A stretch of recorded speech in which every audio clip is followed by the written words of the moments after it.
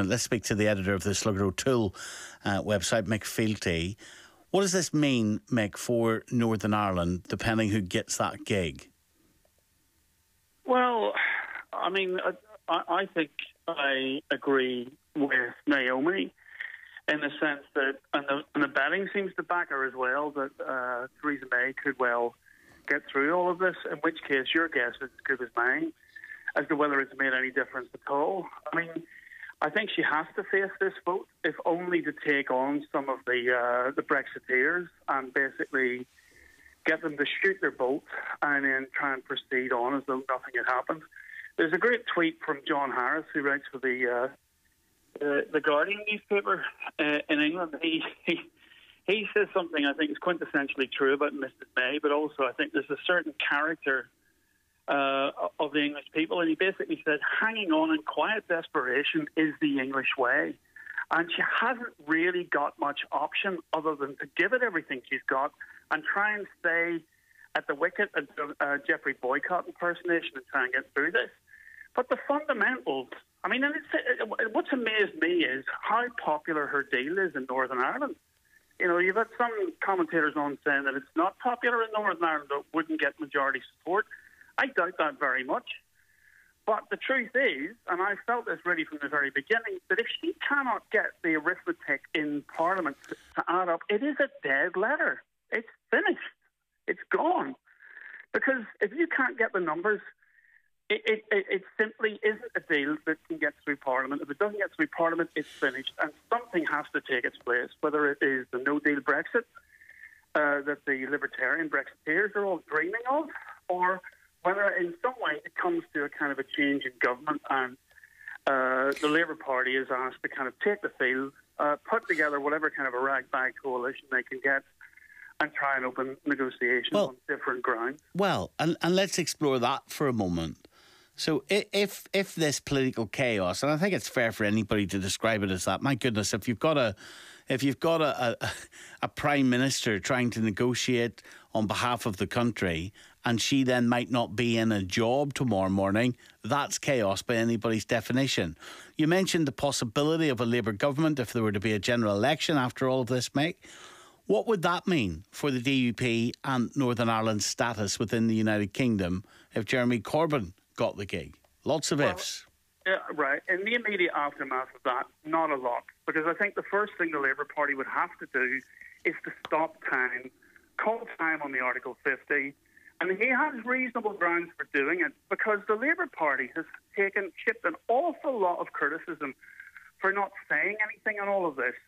And although that is accurate criticism, I think what it misses is the fact that Mrs May's dealing has gone on quietly, and both her and David Davis and Dominic Raab and all of her major negotiators with Europe have said, no, we can't possibly tell you what we're going to do.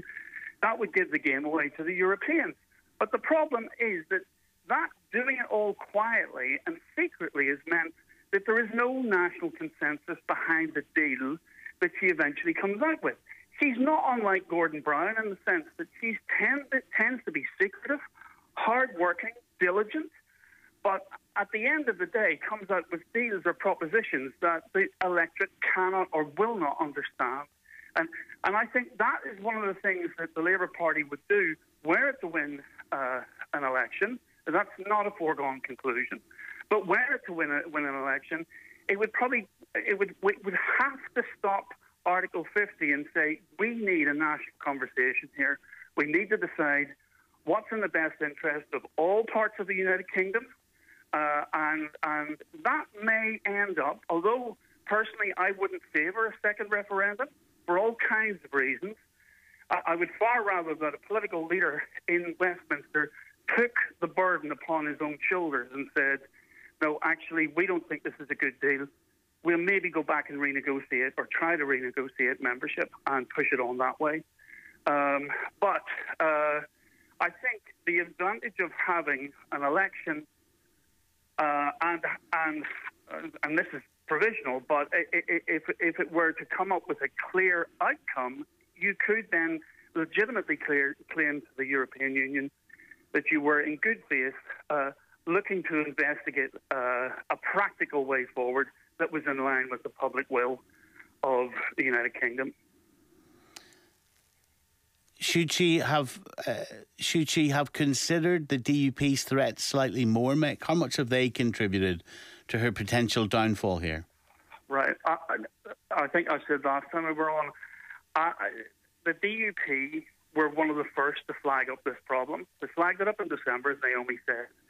But there's a very big difference between the framework and the legal document that comes out. The legal document that comes out the other end of the sausage factory is the enforceable document. And although they've been warning her all along, she went ahead and kept that provision in. And there is a provision to keep Northern Ireland in a different relationship with the European Union in the longer term, should further negotiations fail. Okay, now that is conditional. So there's something around that. But the DUP, in a sense, are not the sole problem here. What they did was flag this up early, made it absolutely clear why they were not staying on board any further, and then tactfully withdrew into a kind of a useful silence. Her problem is not simply the DUP. Her problem is Labour, SNP, Plaid Cymru, Liberal Democrats, and the profound split within her own party. The platform upon which she won the election last year has simply fallen apart underneath her feet.